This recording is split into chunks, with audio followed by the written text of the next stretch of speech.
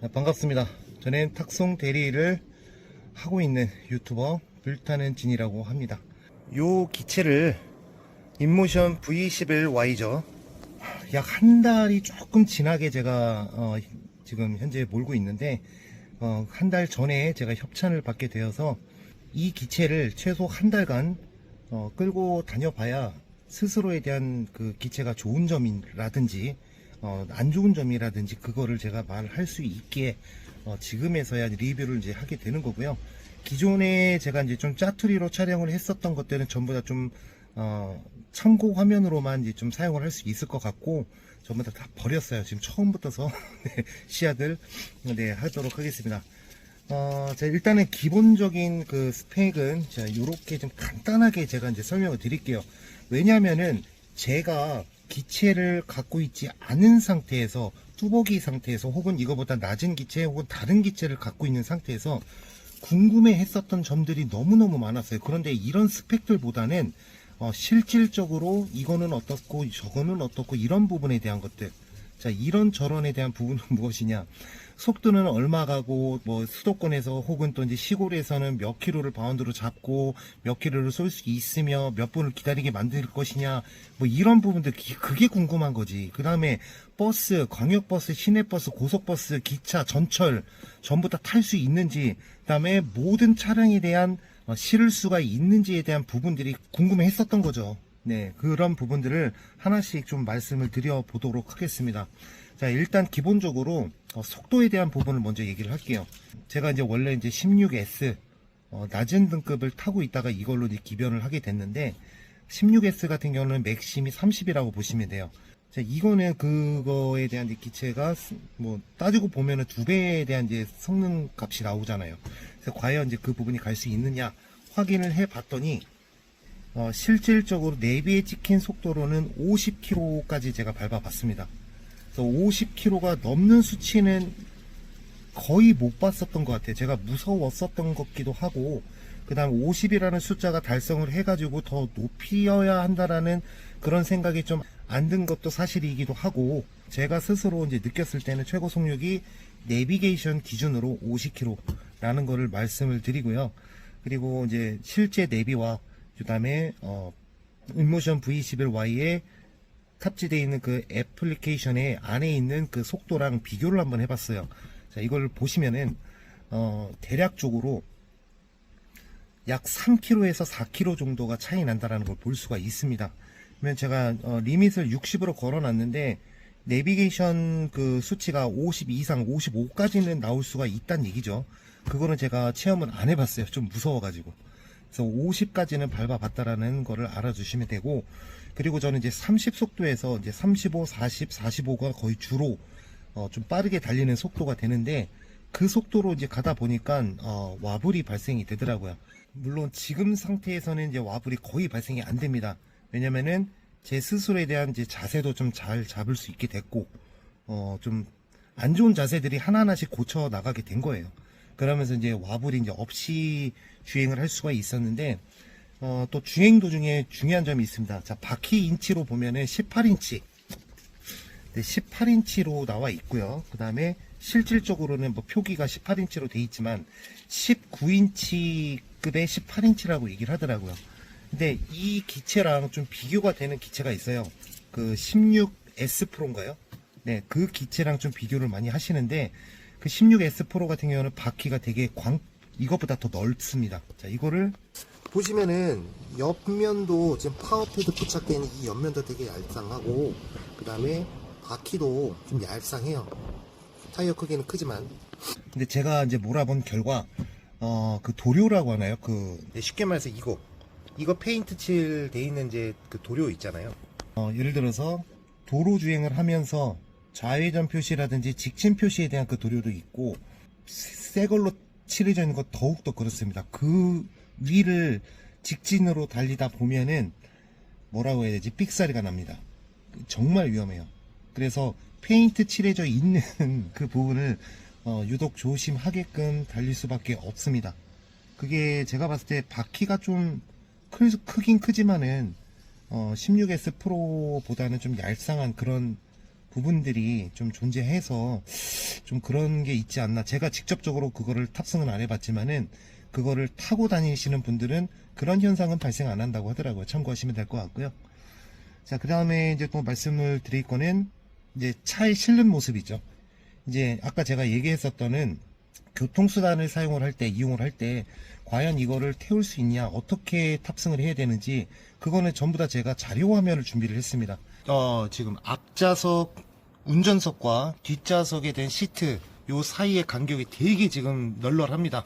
왜냐, 저희 와이프가 운전했기 때문에 앞으로 당겨진 상태예요. 자, 일단은 요 상태를 한번 좀 실어 볼게요.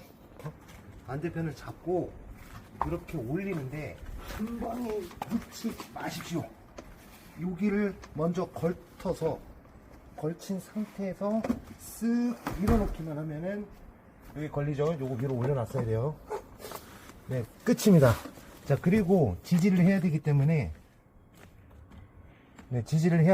요 발판을 깐 상태에서 옆으로 이렇게 누워주면 끝. 자, 여기에서 근데 문제가 뭐냐면은 자, 이 시트가 높이 올라온 차량 같은 경우는 이게 구겨져. 그러기 때문에 파워패드 둘 중에 하나 시트 있는 쪽을 빼가지고 차량에 실으면 되겠습니다. 이 상태에서는 바로 뺄 수가 있어요. 이렇게 뺄 수가 있기 때문에 바로 이렇게 되는데, 자, 일단은 다시 한번 빼볼게요. 자, 뺄 때도 어떻게 밑에 지지대를 잡고 살짝 올려서 바퀴만 이렇게 걸치게끔 바퀴 이렇게 걸치고 여기서 한번 살짝 또 올리게끔. 아이고. 자, 그러면 이제 요거는 일반적인 상황이 아니고, 자, 이거는 AMG 벤츠 차량인데 이게 지금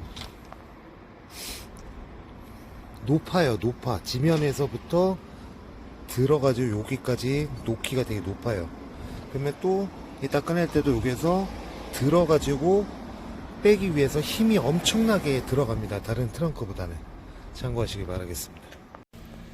자, 전동일 실을 때가 이렇게 없을 때는 뒷장 문도 없어요.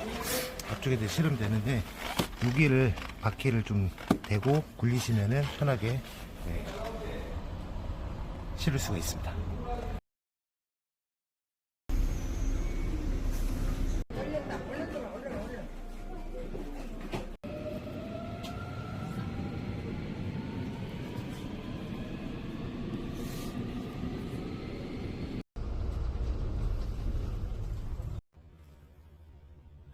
일톤 트럭입니다.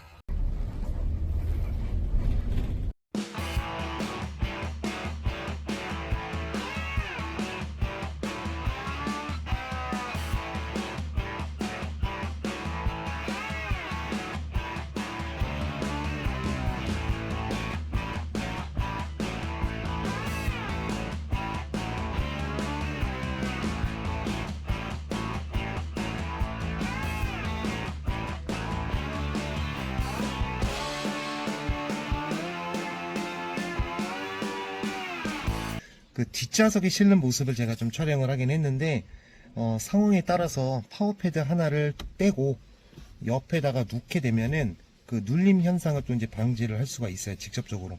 그래서 뒷좌석에 실는 거랑 그 다음에 앞좌석 보조석에 실는 거, 그리고 트렁크에 실는 것들은 전부 다 문제가 되지 않습니다. 보통 이제 트렁크는 이제 열어보면 거의 대부분 10중 8구 골프백이 다 있어요. 그러면은 이제 그 위에 얹어도 된다라고 하시는 분들도 있고, 옆으로 대부분 비스듬하게 좀 세우는 것들이 대부분이고요. 그래서 이제 또 실는 그 부분에서는 또 잠깐 또 16 프로 S인가? 네, 그거랑 비교를 하게 되면은 그거는 또 옆면이 좀 두껍게 뚱뚱하게 나와 있기 때문에 지금 이 얄쌍하게 나온 요 V11Y 요거랑은 또 이제 비교가 되죠. 그래서 약간 남의 차에 실을 때 조금 더 유용하지 않나라고 생각을 하고 있습니다. 대중교통을 전부 다 이용을 했어요. 저는 수도권에서는 실질적으로 이용할 일이 없습니다. 한 번도 사용을 안 해봤고요. 뭐 어디는 뭐 안 태워주고 또 어디 시골에 갔는데 태워주지 못하는 그런 모습 상상하면은 상상하기도 싫다 뭐 이런 댓글도 많이 봤는데, 실질적으로 제가 저기 시골이라고 하면 경기 외곽 좀 시골틱한 그런 부분들이 꽤 있어요. 존재합니다. 그런 데 붙어서는 제가 버스를 이용하는데 단 한 번도 이거는 안 된다, 다 갖고 타면 안 된다라고 하는 사람들은 한 번도 없었어요. 기사님들이 전부 다 흔쾌히 승낙을 해주셨고요. 그래서 그거는 이제 참고 자료 화면으로 한 번씩 이렇게 실을 수 있다라는 거 지금 보시면 될 것 같습니다. 자, 그리고 제가 이제 바로 어저께 엊그저께 발생했었던 일인데, 그러니까 정말 짧은 거리를 왔다 갔다 이제 하면서 보슬비를 맞게 됐는데, 그러다 보니까 전원 버튼을 이제 끄고 나서 다시 켜보니까 배터리 표시되어 있는 그 잔량 표시되어 있는 그 계기판이 안 보이더라고요.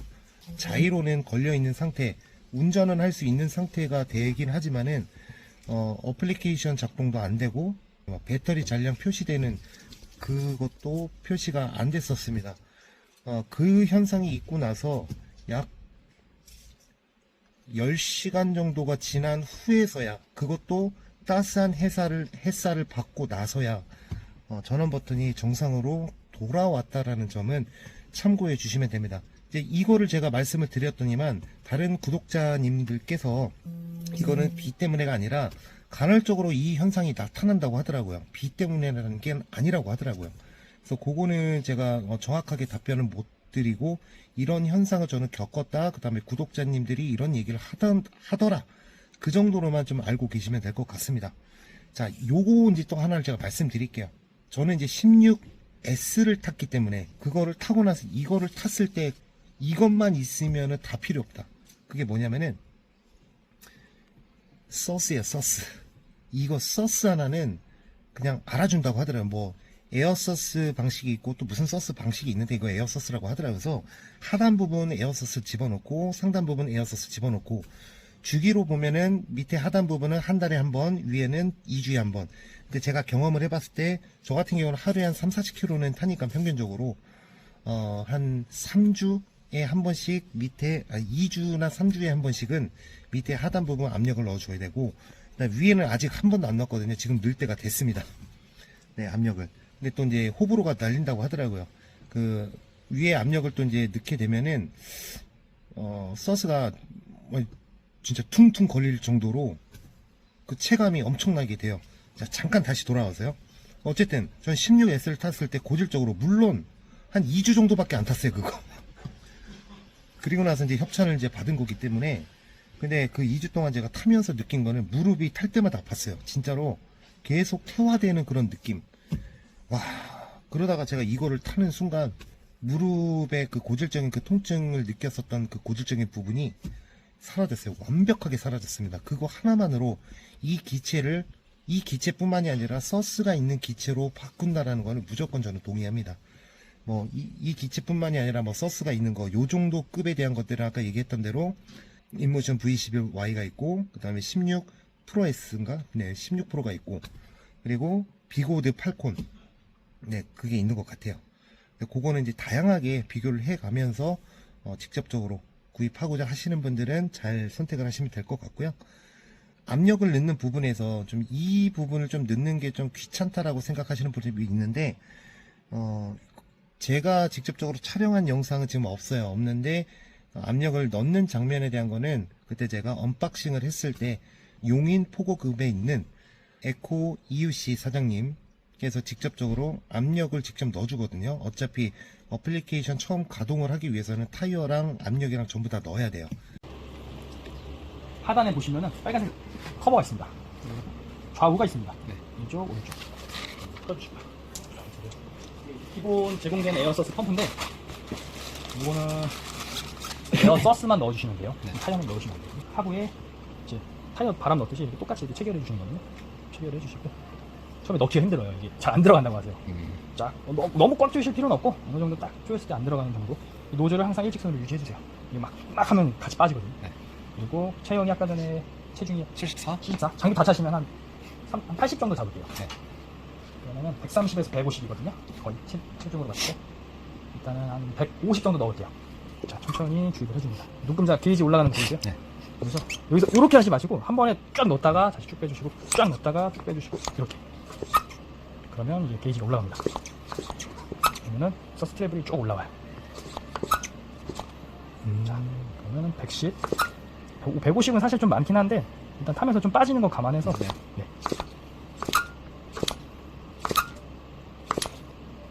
140 넣을게요. 네. 140. 딸깍 소리가 납니다. 그리고 밸브를 눌러서 잔압을 빼줍니다. 그리고 분리. 요게 순서입니다. 네. 기본 순서입니다.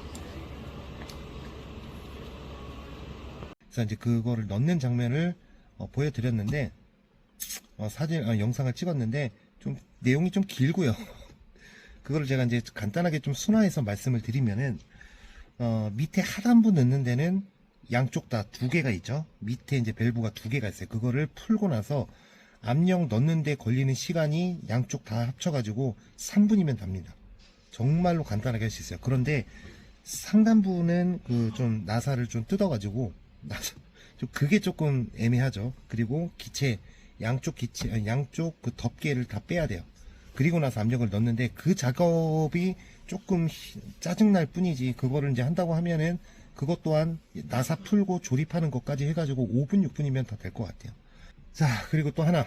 헤드라이트가 지금 좀 많이, 이게 좀 얘기가 많이 있어요. 저 또한 헤드라이트에 대해서 호불호가 좀 있는 그 기체고, 저 같은 경우는 좀 오지를 좀 가기 때문에, 이 부분에 대한 거를 좀 이제 리뷰를 하면은, 결과적으로는, 원래 자체에 대한 자체에 대한 헤드라이트는 별로 안 좋다.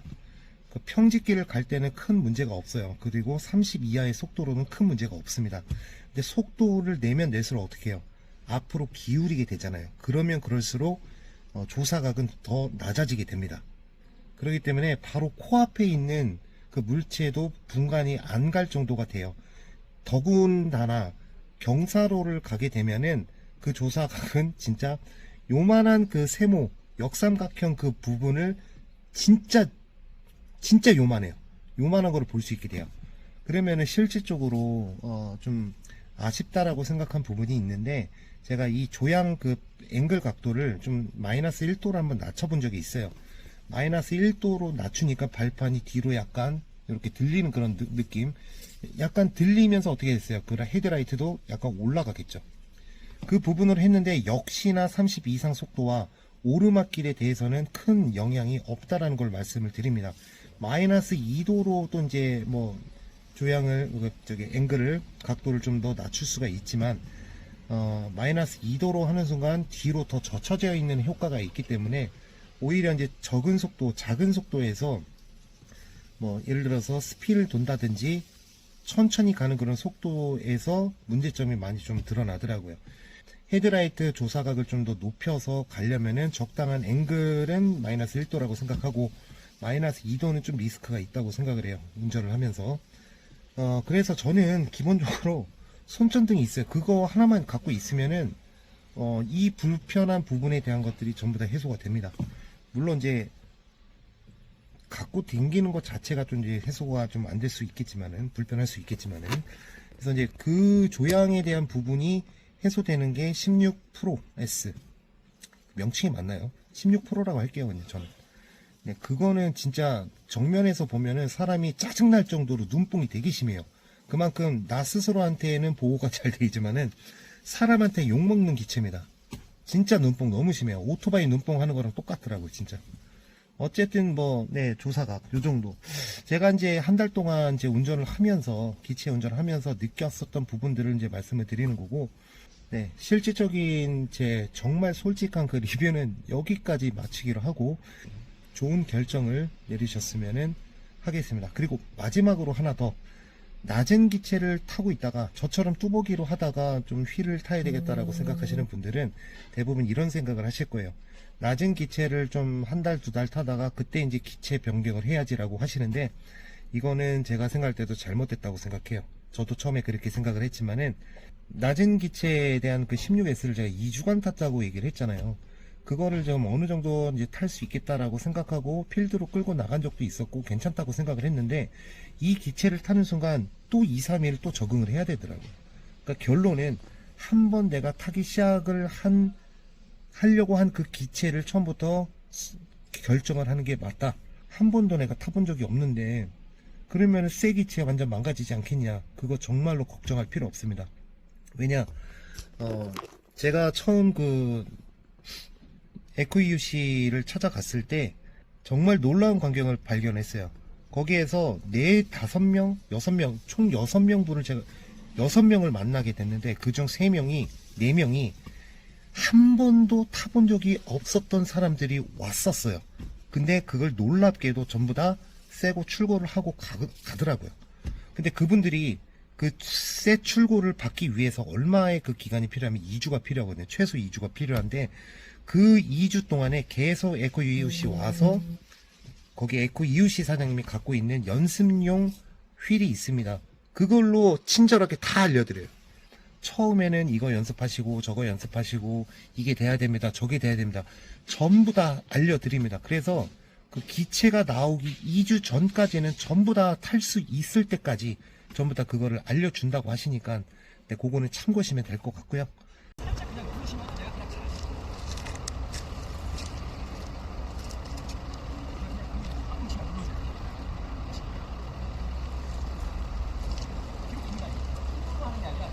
감각을 익히는 거예요. 두 번째. 이게 사실 50%만 돼도, 그러니까 50%만 돼도. 근데 힘을 못 받치는데, 하다가 한 번도 타본 적이 없는 분들이 출고를 하시더라고 진짜로. 그거는 저도 정말로 깜짝 놀랐고, 근데 그거에 대한 이유가 있었던 게 사장님께서 충분히 그거를 탈 수 있을 때까지 연습을 시켜주기 때문에 가능한 일이라고 생각을 합니다. 대리를 할 때 반경을 얼마나 두고 이제 잡는지에 대해서 궁금하실 거예요. 저 역시 궁금했고 제가 한 달 동안 해본 결과 이 정도 수치가 나오더라라는 게 판단이 되겠습니다. 자, 일단은 저는 이렇게 생각을 합니다. 수도권 기준으로는 실제 거리 기준이에요. 반경이 아니라 실제 거리 기준으로 4km에서 5km 정도까지는 봅니다. 시골에서 같은 경우는 10km 내외까지는 봐요. 제가 실질적으로 그렇게 해서 잡았었던 결과물들이고, 물론 이제 시골 같은 경우는 뭐 15km, 20km까지도 가능합니다. 정말로 미친 가격, 아니면 난 이거를 잡고 복귀를 해야 된다, 이 방법밖에 없다라고 생각할 때는 그렇게 무리수를 쓸 수가 있겠지만은 20분 내외로 갈 수 있는 그 거리가 시골 기준으로는 10km 내외인 것 같아요. 제가 봤을 때 한 40km 정도 속도로 기준으로 했을 때는 40km, 45km 정도 기준으로 했을 때 그 정도인 것 같습니다. 그거는 거의 대부분 다 기다려 주고요. 그리고 이제 수도권 같은 경우는 한 이제 4km, 5km를 제가 실제 거리를 얘기를 했지만, 안녕하세요. 네.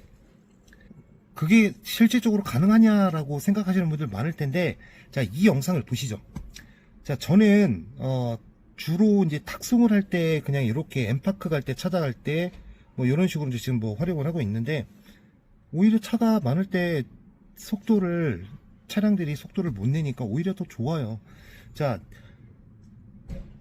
이 전동 휠 같은 경우는 그냥 오토바이라고 생각하시면 됩니다. 사람이 다니는 길에서는 주행을 할 수가 없고요. 자전거 도로 또한 주행을 할 수 없는 겁니다.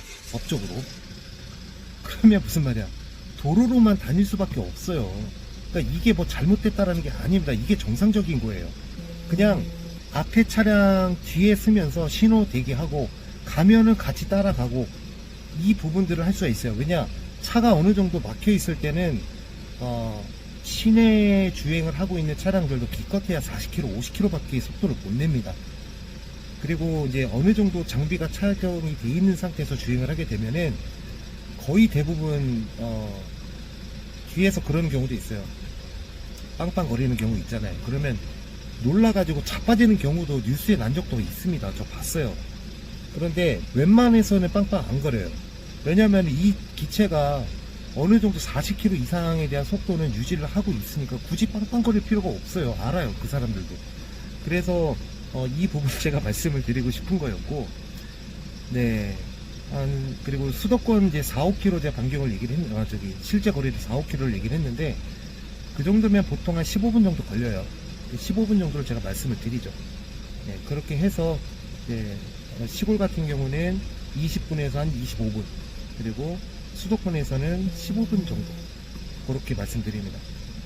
전부 다 돼요. 다 돼요.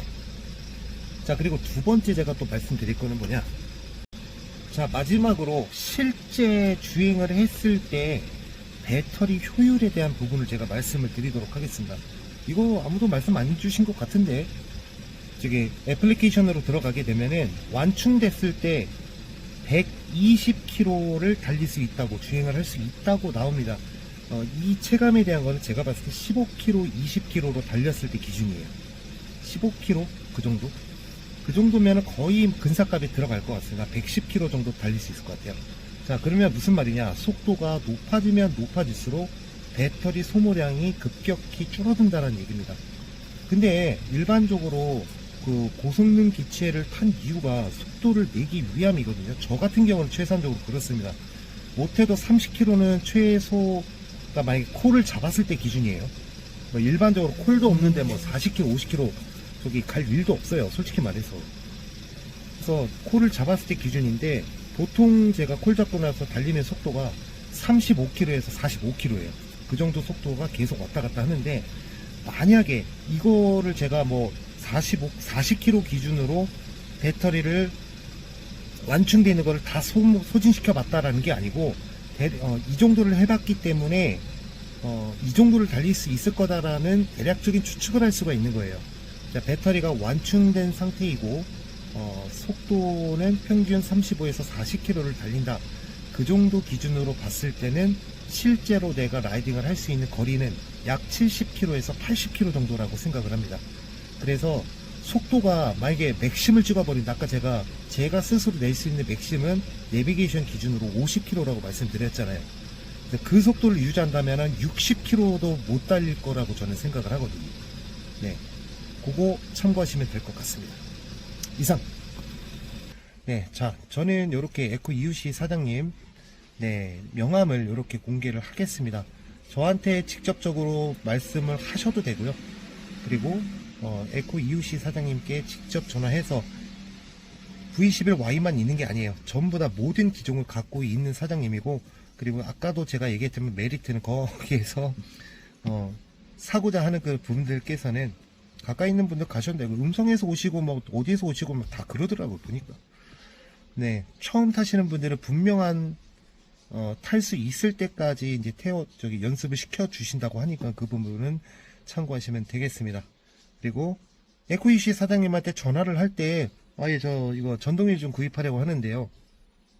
그러면은 뭐 사장님께서 물어보실 수도 있겠지만은, 혹시나 불타는 진 영상 보고 전화 드렸다고 하시면은 참 좋을 것 같습니다. 이 부분을 얘기했다 하더라도 어떠한 주어지는 혜택은 없어요. 그거는 참고하시고요. 다만 제가 이제 리뷰를 하면서 저로 인해서 이제 사신다고 하시면은 그렇게 꼭 좀 부탁 좀 드리겠습니다. 자, 그리고 뭐 제가 추가적인 설명을 못 드린 부분들이 있을 수도 있으니까, 자, 이 기체랑 좀 리뷰를 좀 해주셨으면 좋겠다라고 하면은 기꺼이 받아드리겠습니다.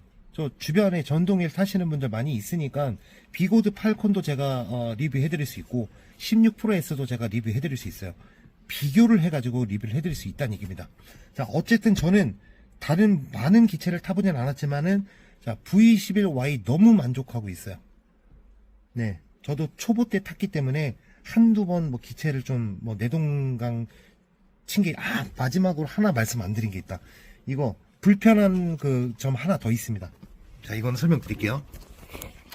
방금 여기에서 딱 꺼냈어요. 딱 꺼내고 나서 요거를 빼고 잠깐 이제 현금을 받기 위해서 잠깐 세워놔야지 하고 나서 딱 세워놔. 근데 이게 기울여져 있으면 땅이 이렇게 쓰러져 버립니다. 다시 한번 보여드릴게요. 지금 땅이 지금 기울어져 있는 것들이 되게 많아요. 여기가 이렇게 했는데도 불구하고 이렇게 쓰러져 버려요. 네, 그래서 평평한 데에다가 해도 이게 불안한 건 사실입니다. 이게 제가 몇 번 얘기했지만은 여기 지금 상처난 부위가 전부 다 요렇게 멋모르고 세워놨다가 옆으로 쏟아지면서 몇 번을 당했어요. 요거는 진짜로 어쩔 수 없는 것 같더라고요. 그러니까 이 부분이 거치하는 데에는 약간 좀 불편한 점이 있더라. 그래서 그 거치하는 그 부분에서 저는 전철도 타보고 버스도 타보고 여러 가지 해봤지만은 눕히는 게 가장 좋아요. 눕히는 게. 자, 모든 제가 찍은 그 자료 화면들은 전부 다 활용을 할 테니까 참고해 주시고, 아까도 말씀드렸지만은 이 부분 리뷰해 주세요, 저 부분 리뷰해 주세요 라고 하면은 기꺼이 제가 받아드리고요. 추가적인 설명 이런 부분들이 없었다 라고 하시는 그런 부분들이 있으면은 뭐 다시 한번 뭐 또 촬영 한번 하죠. 네, 이상입니다.